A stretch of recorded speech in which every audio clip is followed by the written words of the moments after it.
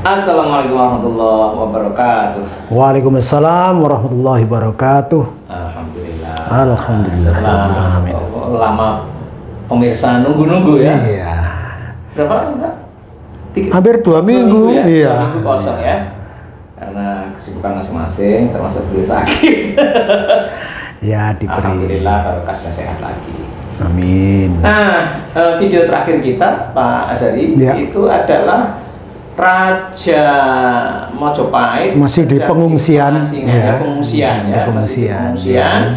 Sementara kira-kira 1 bulan ya. Ya, hampir 1 bulan. Sementara waktu itu si Dharma Putra yang membuat keonaran itu menggunakan kesempatan ini untuk menobatkan diri yang digelar di istana. Jadi itu ada dekat istana itu ada suatu pendopo gitu ya. Nah, digelar di situ untuk penobatan, disaksikan rakyatnya ya. Ternyata penobatan nggak berhasil karena sebelum penobatan terjadi itu si Dipo datang muncul terus ke panggung, dia pidato berapi-api menanyakan kepada rakyat bahwa raja masih ada. Bagaimana kalau raja ini datang? Setuju, didukung hidup raja, gitu ya. Dan Dharma Putra itu akhirnya semuanya terbunuh dan muncullah kemudian Gajah Kencana. Saya nggak ngerti ini cerita selanjutnya seperti apa. Pasti seru. Silakan Pak Asli. Nah, baik. Nah, selamat pagi. Saya akan review dulu ke belakang sedikit latar belakang kenapa terjadi pemberontakan. Karena selama ini tidak ada pemberontakan, hanya dituduh memberontak saja. Seperti pemberontakan Nambi. Itu kan sebenarnya Nambi tidak mau memberontak, tetapi difitnah. Nah, yang terakhir ini yang oleh Dharma Putra ini murni memang pemberontakan. Motivasinya apa? Saya akan ceritakan sedikit ke belakang. Jadi ada 2 orang anggota Dharma Putra itu yang mempunyai motivasi untuk melakukan sesuatu untuk mengamankan dirinya. Pertama adalah Rasemi. Rasemi itu waktu Patih Nambi berkunjung ke Lumajang, ikut rombongan karena karena apa? Karena itu satu teman seperjuangan.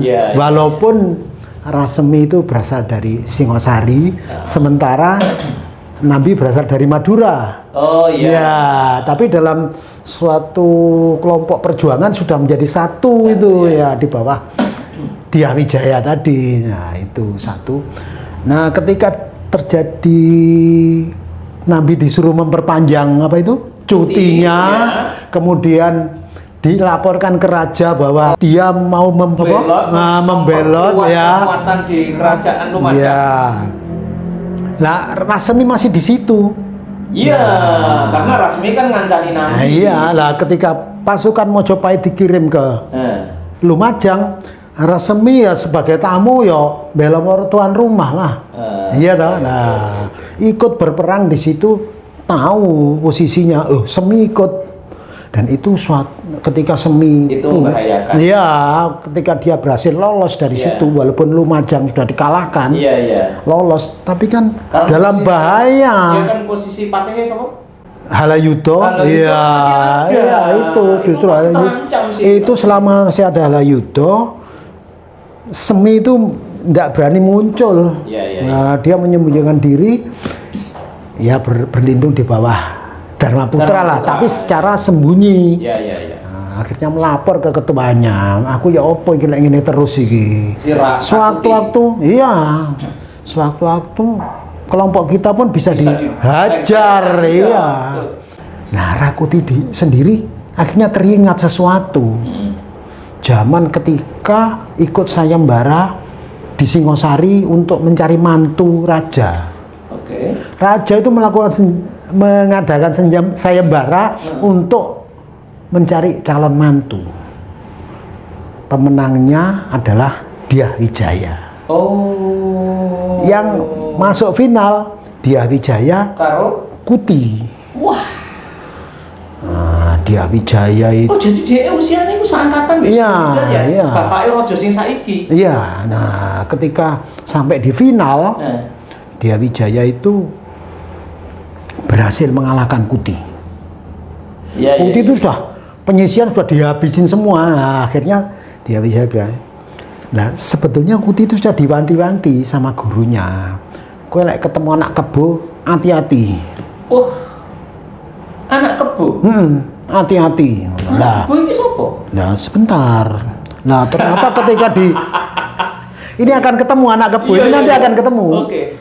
Nah ketika final, Kuti itu kalah. Ya. Kalah. Terus patenono aku. Bunuhlah, iya, bunuhlah saya. Loh, ngapain mesti dibunuh? Kamu itu orang hebat. Ya tapi aku wis kalah, wis wirang anu. Wirang. Gak, kamu akan berguna nanti. Wis tah, engko mukti bareng aku. Ngono karo Wijaya. Dia ini ngono. Ojo mati. Engko mukti bareng aku. Wow. Hebat ya.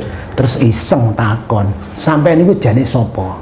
Aku jenengku Sanggrama Wijaya. Iku Dia Wijaya. Jenenge putrane sinten jenengan? Bapakku Lembutal. Lho iku, ya pantesan aku karawean ae. Gak ketemu anak kebo, ketemu anak lembu. Nah, pantes trimo deh. Nah, ya wis aku pasrah karo sampean. Nah, tapi kan dalam hatinya sudah walaupun kalah ya kan. Iya. Akhirnya wis tah, engko bukti karo aku nek aku mati dhisik, Gayatri tak kekno kon. Gayatri yang dirah sama si Kuti itu. Dia pengennya putri Gayatri. Memang yang paling cantik, anak yang ragil itu Gayatri itu yang. Nah, begitu Sanggrama Wijaya meninggal, Kertarajasa meninggal, ya. Terus setelah melewati beberapa waktu berduka, nagih janji karo Gayatri. Nagih janji menghadap nang Gayatri, aku nagih janji. Rakuti. Iya.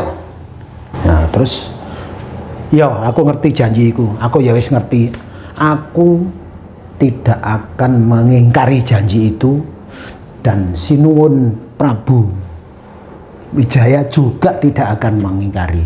Tetapi aku juga tidak mau mengingkari janjiku sendiri di dalam hatiku bahwa Gayatri hanya bersuamikan raja. Mulai dulu, sekarang, kelak sampai aku mati hanya bersuamikan raja. Elingiku deh, Kuti. Aku kudu dadi raja demi. Nah, untuk Gayatri. Jadi dua motivasi ini saling mendukung. Yang satu takut sama Halyuda. Iki nih.